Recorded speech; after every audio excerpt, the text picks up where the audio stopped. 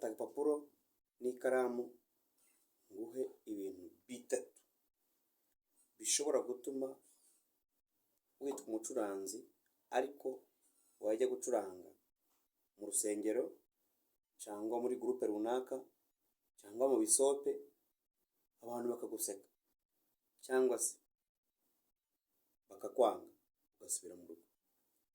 Bitatu byonyine ngiye kuguha. Mpamvu ya mbere na mbere, icyo bita progression zawe zishobora kuba zitameze neza. Ushobora kumbaza ngo progression ni iki? Ni ukuvanga amanota akabyara injyana. Kuvanga amanota akabyara injyana. Hari indirimbo ziza ugasanga zisabwa kuvanga amanota 3 yonyine gusa cyangwa se 2. Urugero,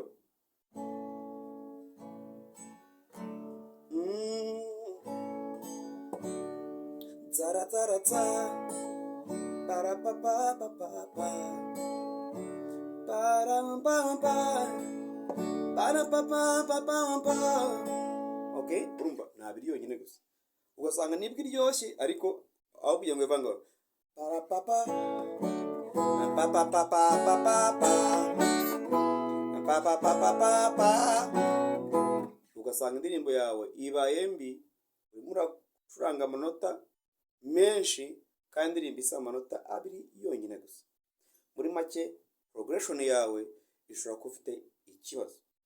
Wajya mu ndirimbo yo mu rusengero runaka y'Imana, wowe ugashyiramo amanota yose wize ukayashyiramo. Icyo gihe aho kugira ngo biryohe biba akavuyo. Impamvu ya kabiri nicyo bita resonance.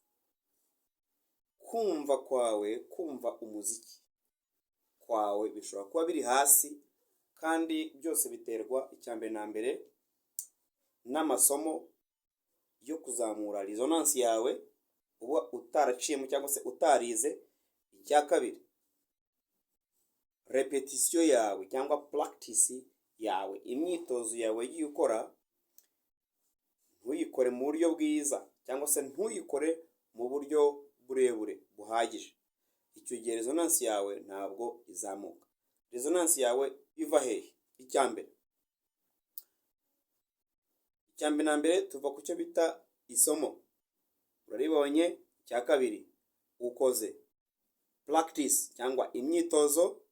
Gatatu, ubonye icyo bita perfection, byumvikane ngo urabimenye. Icya kane kiyongeraho ari cyo kiba cyazamuye resonance yawe ni creativity, icyo bita ubuvumbuzi. Ubuvumbuzi buva hehe? Buva cyagiye umaze gufata isomo ukarikora imyitozo kandi warangiza ukaba perfect ukayimenya. Wamara kumenya iryo somo haza icyo bita ubuvumbuzi. Niba nakwigishije do kurya, nakoretse uko icurangwa, nakwereka na so, wewe umwanya ndasanga uri kubyina mbizo.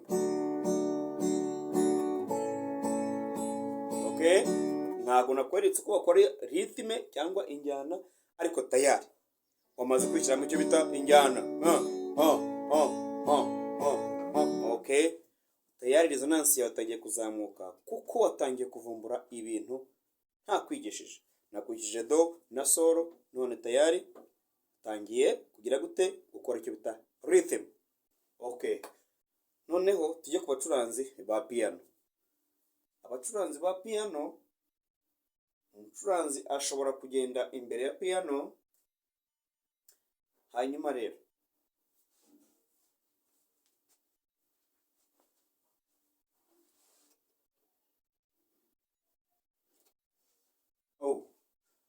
okay, noneho tujye ku bacuranzi ba piano. Umucuranzi wa piano ashobora kujya kuri piano ye nko mu rusengero. Ni piano isaba ko ushyiramo ingoma, amajwi ukayasetinga neza. Ariko kudasetinga amajwi neza ya piano nabyo ubwabyo bishobora gutuma abantu bumva imicurangire yawe bakayanga. Kandi wenda uzi gucuranga nta kibazo, ariko bajya mu guhimbaza ijwi wakoresheje muri worship cyangwa mu kuramya, ugasanga n'iryo gukoresha no mu guhimbaza. Iryo wakoresheje mu guhimbaza niryo watangiye kuririmba indirimbo zo kuramya, niyo utangiye gukoresha. Ibyo bishobora gutuma imicurangire yawe ijya hasi cyane, abantu bakayanga, kandi wenda uzi progression nzima, uzi kugerageza rwose ahangaha, ariko ugasanga biranze. Kuri piano icya kabiri, ushobora gusanga utazi icyo bita mixing ni ukumenya ngo ese level y'ingoma, ni urugero ingoma y'igisirimba yawe hamwe n'amatushi yawe uri gucuranga ahangaha, level ya volume yabyo imeze ite. Aho nushobora gusanga amajwi yawe uri gucuranga ahangaha tushi zifite volume cyane kurenza ya ngoma uri gucuranga, ivuga ngo bikaba ikibazo, ugasanga amatwi y'abantu harumvikana urusaku gusa, ariko icyo bita ritme, umudiho utari kumvikana neza. Cyangwa se ugasanga ingoma yawe irazamutse cyane yacanye umutuku, ariko amatushi yaha ari kuvuga gake.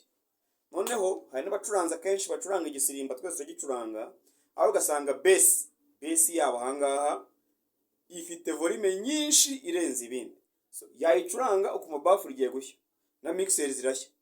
Icyo gihe ni ikibazo kiherera, ni ukubera ko mixing yawe ntabwo imeze neza.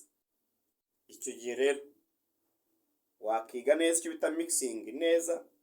Wawe ufite ikibazo cyo kutamenya amajwi akoresha kuri piano mu guhimbaza cyangwa mu kuramya, uwo nawe akagerageza akayiga, ashobora kuza muri MT20 Music, cyangwa se hari n'andi mashuri hano muri Kigali menshi akomeye, cyangwa se no mu ntara, ukiga neza ibyo bintu neza.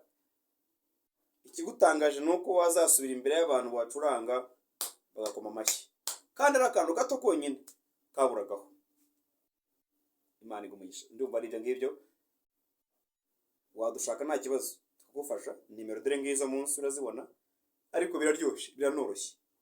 Nzakwigisha kandi umere neza. Perfection. Uyitware. Urakoze.